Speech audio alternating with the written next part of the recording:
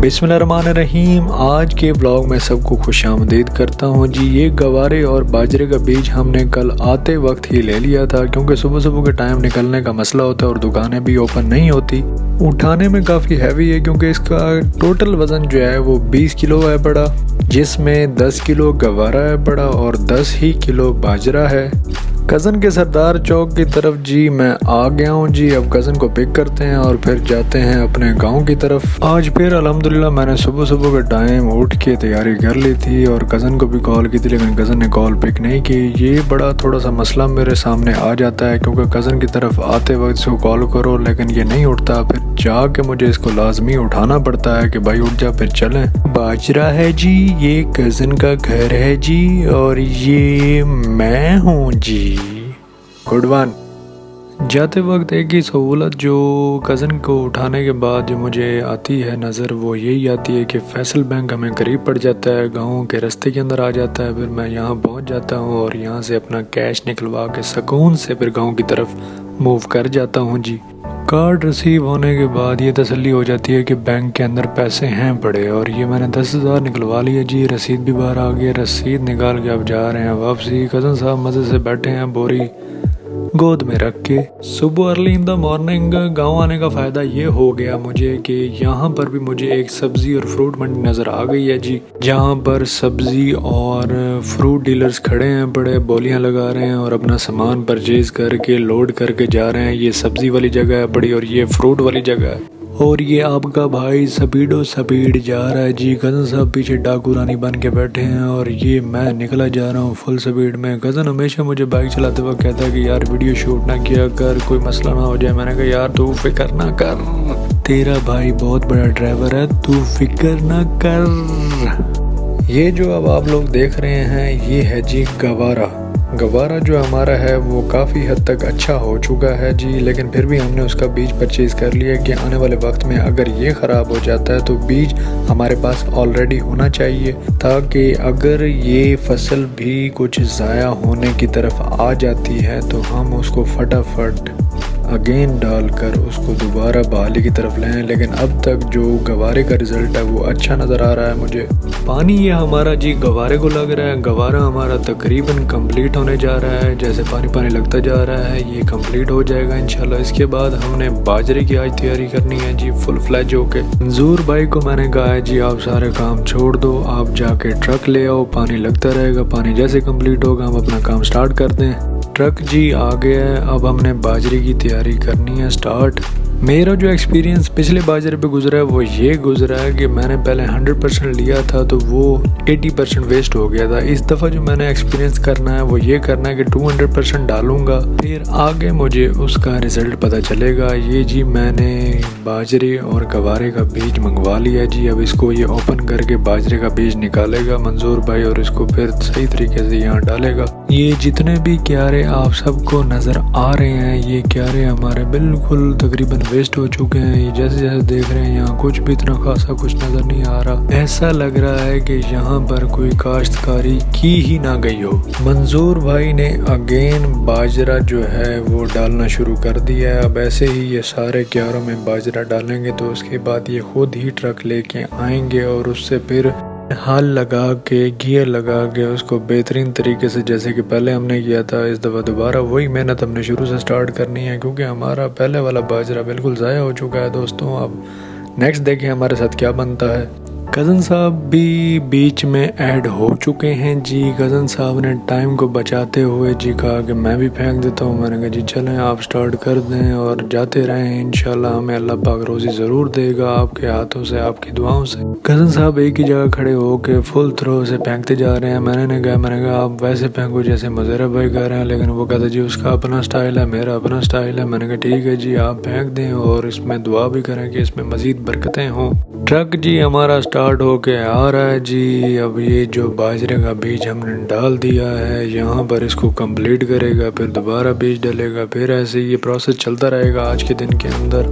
मंजूर भाई ने सर पे जी पगड़ी पहन ली है और फुल जोश में आ रहे हैं जी बाजरे की तरफ। बाजरे को अब ये बिल्कुल मेंटेन करके इसको हमारे हल और गील के साथ कंप्लीट करते हुए जाएंगे इंशाल्लाह आज की डेट में। अच्छा, एक और इन्फॉर्मेशन आपको बताता चलूँ, ये जो हल हैं बड़े, ये हमने वो जो परचेज़ किए थे कबीर वाले से वही हैं, और ये जो गील है बड़ी, ये हमारे जो ट्रक वाले भाई हैं कि किसी कज़न की है बड़ी, क्योंकि जो हम गील ले आए थे वो बहुत बड़ी थी, उसकी कटिंग होने वाली थी, फिर इसी वजह से हमारे मंजूर भाई ने उसको अभी तक नहीं बनाया। और ये जी प्रोसेस हमारा स्टार्ट हो गया है हल और गील का। ऐसे ही अब इस क्यारे को मुकम्मल तौर पे कंप्लीट किया जाएगा, फिर उसके बाद नेक्स्ट क्यारे को भी ऐसे करेंगे। ऐसे ही आज के दिन में जितना होगा इंशाल्लाह आपको दिखाता रहूँगा। बस थोड़ा सा अफसोस इस चीज़ का है, जो हमारा पिछला बाजरा था वो हाइब्रिड था, जो अब मैंने लिया है वो सादा बाजरा है पड़ा। इसका कोई रिजल्ट इतना खासा नहीं होगा, ये घास के रेट पे सेल होगा। अगर वो वाला बाजरा कामयाब हो जाता तो उसके अंदर क्या होता कि वो बीज भी हमें निकाल के देता और उसका घास भी हम लोग सेल कर सकते थे। उसके दो बेनिफिट्स थे, इसके सिर्फ एक बेनिफिट है पड़ा। और ये मंजूर भाई स्पीड आ रहे हैं जी, और ये वाह जी वाह माशाल्लाह जी, इतना स्पीड से चला रहे हैं कि गील टूट के गिर गई। इसके लिए भी काफ़ी सारी मजबूत चीज़ें बनाई जाती हैं, लेकिन वो भी हमने अभी तक तैयार नहीं की, क्योंकि गील की जो फिटिंग होती है वो जंजीरों के साथ होती है, लेकिन हमने इसको रस्सियों के साथ बांधा हुआ है। आगे हमारे ट्रक वाले भाई को जो समझ आता है वो अपनी समझ के मुताबिक वही करते हैं जो उनको बेहतर लगता है।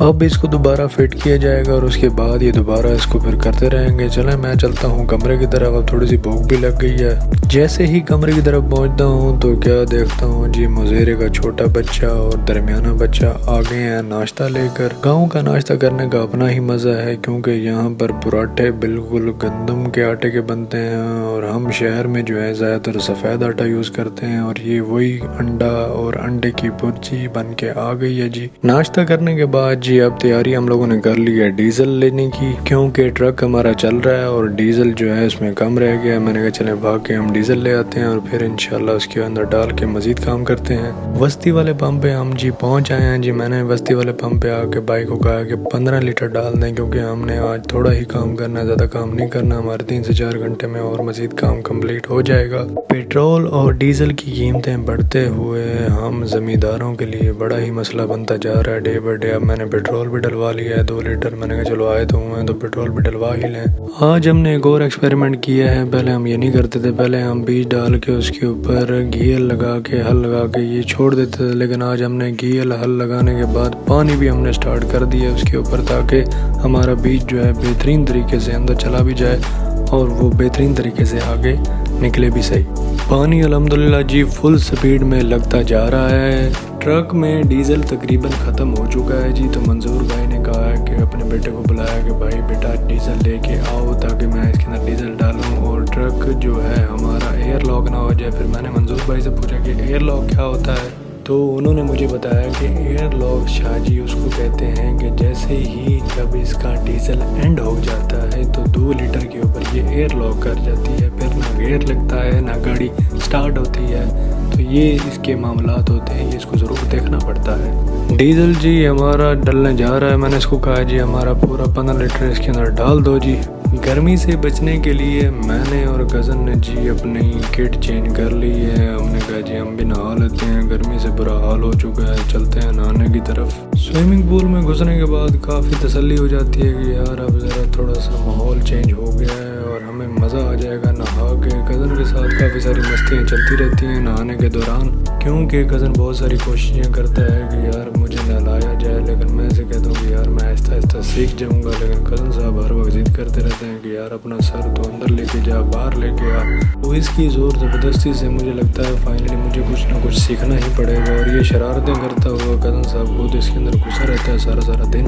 नहाते हुए वीडियोस भी बनाना लाजमी होता है, क्योंकि व्लॉग को भी अपना कंप्लीट करना होता है। और ये मैं कलाबाजी खाता हुआ आपको करतब दिखाता हुआ जा रहा हूँ नहाने के लिए। नहाने के बाद सारे काम होने के बाद अब ये तैयारी हो गई है घर जाने की तरफ की। सारा जो बाजरा था हमारा वो लग गया है जी, उसको पानी भी हमने लगा दिया और अब हमारी तैयारी है वापसी मुल्तान की तरफ। गर्मी बहुत ज़्यादा है दोस्तों, जो कि आपको नज़र भी आ रही होगी। मैंने ज़्यादा वक्त कज़न का मैंने कहा यार तू चला ले, मैं थोड़ा सा व्लॉग बना लेता हूँ। कज़न ने कहा चलो ठीक है जी, ज़्यादा वक्त मैं चला लेता हूँ। मैंने कहा चलाता जा मेरे दोस्त। इन सब चीज़ों वीडियो से ये तो ज़रूर पता चल रहा है कि किसी न किसी एक दिन हम किसी बड़े मकाम पे ज़रूर पहुंच जाएंगे, क्योंकि हमारी शुरुआत काफ़ी मेहनत और अज़मत के साथ हो रही है और ईमानदारी के साथ भी हम लोग काम करते जा रहे हैं। इंशाल्लाह आने वाले वक्तों में हम ज़रूर बहुत बड़े ज़िम्मेदार और कामयाब बन के दिखाएं। जाते वक्त जी जो गर्मी के हालात है उसके बाद हमने जो है कोक पीने का फ़ैसला किया। कोक लेके मैंने और कज़न ने कहा चल भाई पी लेते हैं और शुगर मेला मस्ती करते जाते हैं ताकि मज़ा भी आ जाए साथ के साथ। जब कोक की बोतल अंदर जाती है तो ऐसे दिल में से आवाज़ आती है कि स्वाद आ गया बादशाह, स्वाद आ गया।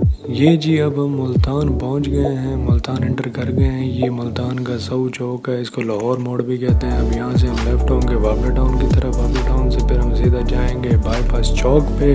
ये जी वापडा टाउन का रोड शुरू हो गया है। जैसे ये रोड ख़त्म होगा उसके बाद बाईपास चौक आ गया, उसके बाद फिर सरदार चौक आ गया। सरदार चौक के गली हम अंदर टर्न करेंगे तो फिर उसके बाद हमने कज़न को ड्रॉप करना। कज़न को ड्रॉप करने के बाद फिर मैं घर जाऊँगा। घर जाने के बाद मैं रेस्ट करूँगा। और आप लोगों को आज सब बताने का मकसद ये है कि दोस्तों जो भी ज़िंदगी में आप लोग फील्ड कर रहे हैं उसके साथ सिंसेयर होके चलें, ईमानदारी से चलें, हर किसी के साथ अच्छाई करते हुए जाएं। इंशाल्लाह आप किसी न किसी दिन एक बड़े मकाम पे ज़रूर पहुंच जाएंगे। अब ये कज़न को मैं ड्रॉप करते हुए वापसी की तरफ निकल रहा हूँ अपने घर की तरफ। लगता है कज़न आज बाहर खड़ा रहेगा, उसका दरवाज़ा नहीं खुल रहा और मैंने तो स्पीड गाड़ी निकाल लिया। मैं घर के रोड पे आ गया हूँ जी। अब ये यहाँ से टर्न करूँगा तो फिर अपनी गली आ जाएगी। गली आते वक्त थोड़ी सी दुश्वारी का सामना हो जाता है मुझे। इतने भी भाई बहन मुझे देख रहे हैं, इन सबको मैंने एक मैसेज आते वक्त यही कहना है कि ईमानदारी सच्चाई हमेशा इंसान को आगे लेके जाती है। मेहनत करें, अपने आप को आगे लेके आएँ इंशाअल्लाह ताला। और जाते जाते मैं आप लोगों को यही कहूँगा कि मेरे चैनल को